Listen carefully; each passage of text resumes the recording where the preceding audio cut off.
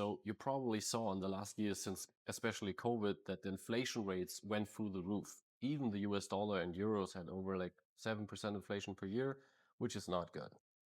And if you think about countries like Argentina, they had over 100% inflation. So nearly all your money which you earned over the year was inflated and had no real value anymore. So how do you protect against that? There's one currency in the world which is very, very stable, which is the Swiss franc, the national currency of Switzerland. Because the Swiss franc had over the last 40 years only around 0 to 2% inflation per year. Very, very low. And in the last 20 years, most of the years under 1% inflation. So it's a crazy stable currency. You should really invest in that.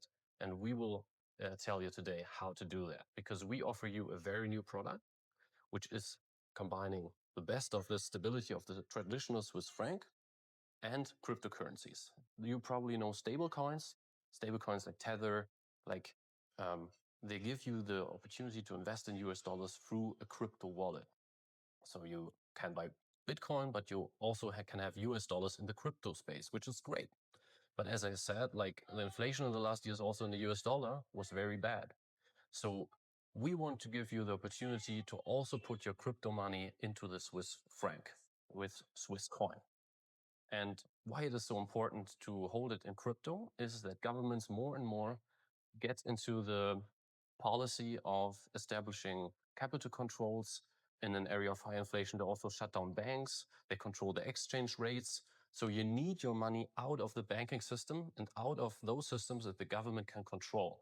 Because if you look in the history, like in Argentina, even in the last 5 years, you couldn't get money, especially US dollars, in and out of the country without the government knowing. And the government in Argentina, before Milei came into power, they took like 50% of the dollar, or the exchange rate was manipulated, and they took 50% more than the real market rate was. So you lost half of your money just by exchanging dollars for Argentinian peso.